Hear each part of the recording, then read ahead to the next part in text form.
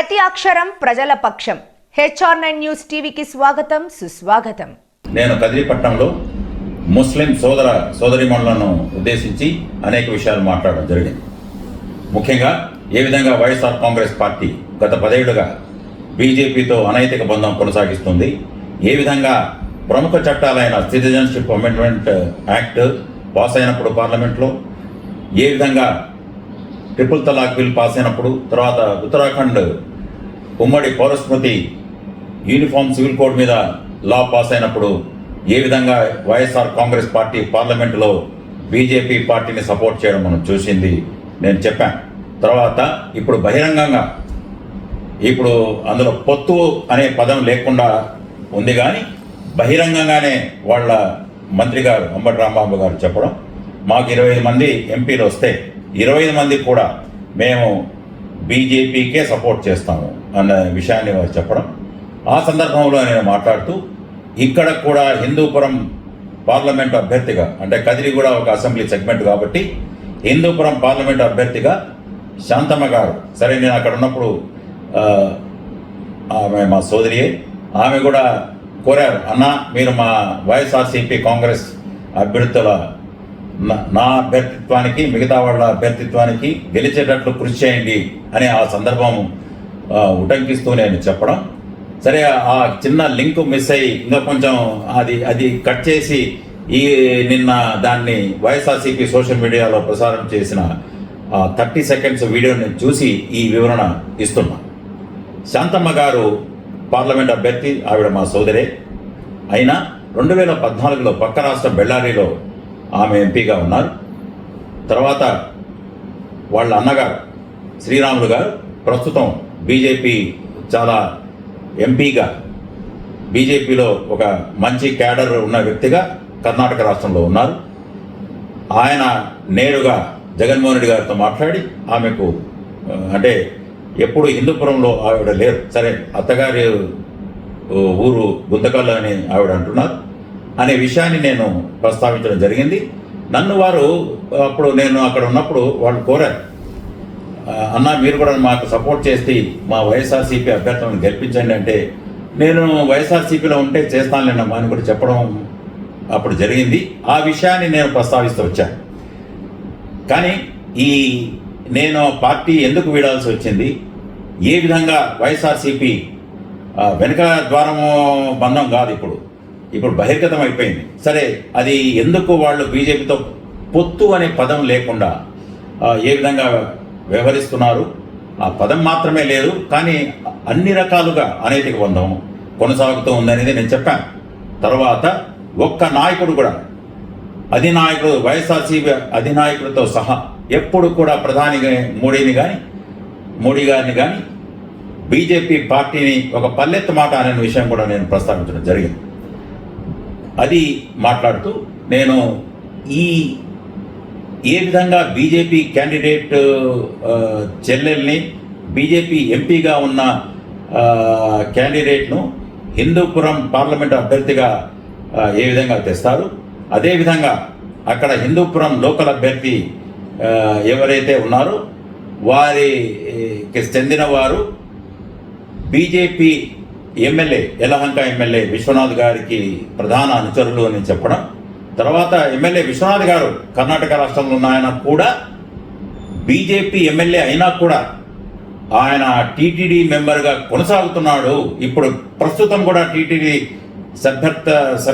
సభ్యుడిగా ఆయన కొనసాగుతున్నారు అనే విషయాన్ని కూడా నేను చెప్పి, ఈ విధంగా బహిరంగంగా ఉంది అనే విషయాన్ని, ఏ విధంగా ప్రస్తుత వైఎస్ఆర్సీపీ ప్రభుత్వం ఏ విధంగా బాకా ఊపుతూ ఉంది.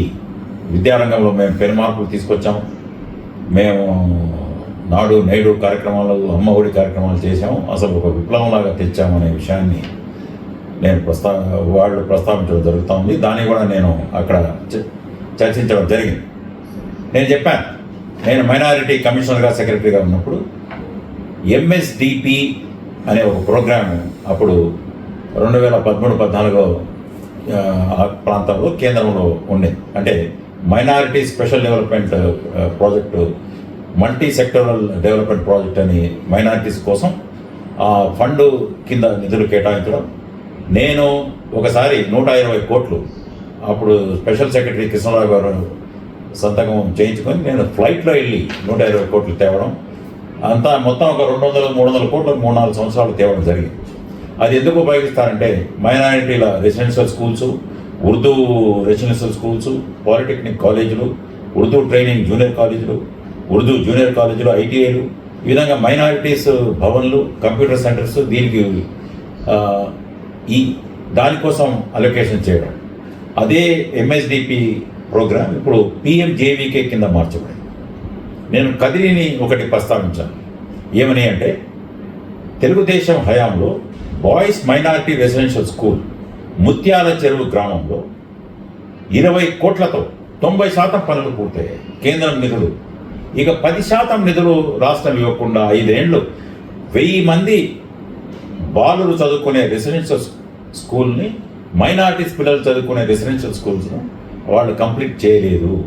అలాగే కదిరిలో తర్వాత మైనారిటీ పాలిటెక్నిక్ కాలేజ్ 15 కోట్లతో, మైనారిటీ గర్ల్స్ రెసిడెన్షియల్ స్కూల్ 20 కోట్లతో, ఇవన్నీ కదిరి ఒక్కటే చెప్తున్నాను. Minority Urdu junior college 5 crores, minority ITI 10 crores, minority hostel for ITI students, minority పిల్లలకు ఐటీఐ స్టూడెంట్స్కి హాస్టల్ 10 కోట్లు, ఉర్దూ లైబ్రరీ కంప్యూటర్ సెంటర్ 1 కోటి రూపాయలు, మొత్తం 60 కోట్లు ఇవి వర్కులు కేంద్రం నిధులు విడుదల చేసింది. ఒక దానికి అనుబంధంగా మ్యాచింగ్ గ్రాంట్ స్టేట్ ఇవ్వకుండా ఒక 34% ఇస్తే ఈ బిల్డింగ్లన్నీ కంప్లీట్ అయ్యేవి. అనవసరమైన బైజూస్ ట్యాబ్స్ అని, తర్వాత టీచర్లు వేధింపులకు గురి చేస్తూ వాళ్ళను మీరు బిల్డింగ్లు కట్టండి అని, ఉర్దూను సెకండ్ లాంగ్వేజ్ అని అబ్దుల్లాహ్ యూనివర్సిటీ వాళ్ళు ఒక బిల్డింగ్లు కూడా కంప్లీట్ కాక 5-10 మంది కూడా చదువుకునే పరిస్థితి కర్నూలులో ఉంది. ఎటువంటి మైనారిటీస్కు రెసిడెన్షియల్ స్కూల్స్ తెలంగాణలో మనం చూసాం. ఒకటి పిల్లలకు రెసిడెన్షియల్ స్కూల్స్ ఏర్పాటు చేసి చక్కగా రాణిస్తున్నారు చదువులో తెలంగాణ, మన పక్క రాష్ట్రంలో, అది మనం చూసాం. కానీ మన రాష్ట్రంలో కేంద్రం నిధులు ఇచ్చినా కూడా మేము ప్రత్యేక శ్రద్ధ చూపాం. చదువులో వెనుకబడి ఉన్నారు పాస్మాందా ముస్లిమ్స్, అందరు ముస్లిం పాస్మాందాలుగానే ఉన్నారు, వెనుకబడి ఉన్నారు. 4% రిజర్వేషన్తో సహా చదువు కావాలంటే ఇవన్నీ అవసరమని కేంద్రం గుర్తించి నిధులు ఇచ్చినా కూడా రాష్ట్రము మ్యాచింగ్ గ్రాంట్స్ అనుబంధ నిధులు ఇవ్వకుండా, ఇదిగో ఒక కదిరే కాదు, కర్నూలు, గుంటూరు, అనంతపూరు, ఈ సేమ్ ఉర్దూ కాలేజీలు, జూనియర్ కాలేజీలు, రెసిడెన్షియల్ స్కూల్స్ గుంటూరులో అనేక చోట్ల ఆగిపోయాయి అనే విషయాన్ని నేను ప్రస్తావించడం జరిగింది.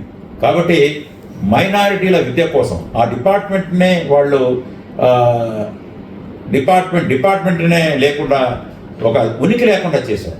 మైనారిటీస్ ఎడ్యుకేషన్ కానివ్వండి, ఉర్దూ డెవలప్మెంట్ కానివ్వండి, ఉర్దూ స్కూళ్ళ అభివృద్ధికి కానివ్వండి, టీచర్ల రిక్రూట్మెంట్ కానివ్వండి, ఏ విధంగా కూడా అసలు డిఎస్సీఏ టీచర్ లేదనుకోండి, ఉర్దూ జూనియర్ కాలేజీలు కానివ్వండి ఎక్కడా లేవు. ఇదిగో కదిరిలోనే 60 కోట్ల పనులు 5 ఏళ్లలో అయిపోయి అందరూ చక్కగా చదువుకొని విద్యలో రాణించే పరిస్థితి ఉండింది. వాళ్ళు చేయలేకపోయారు. ఈ విధంగా అసలు ముస్లింల విద్యకు వాళ్ళు ఎటువంటి ప్రాముఖ్యత ఇవ్వలేదు. కేవలం బైజూస్ కంటెంట్కు, తర్వాత నాడు నేడు పనులలో వేధించడానికి టీచర్లు పనులు చేస్తే ఇంజనీర్లు సూపర్వైజ్ చేయడం అనేది కొత్తగా చూస్తున్నాం. ఎక్కడైనా ఇంజనీరింగ్ డిపార్ట్మెంట్లో బిల్డింగ్లు కట్టి టీచర్లు సూపర్వైజర్ ఉంది, కానీ ఈ వేధింపులకు గురి చేయడం అనేది నేను ప్రస్తావిస్తూ, ఈ విధంగా మైనారిటీ విద్యకు ఎటువంటి ప్రాధాన్యత ఇవ్వలేదు కేంద్రం నిధులు ఇచ్చినా కూడా అనేది కదిరిలోనే కాదు మిగతా చోట్ల కూడా ఉంది. ఒక్క కదిరిలోనే ఈ విధంగా ఉంది అనే విషయాన్ని నేను ప్రస్తావించిన విషయాన్ని తెలియజేస్తున్నా. అస్సలాము అలైకుం.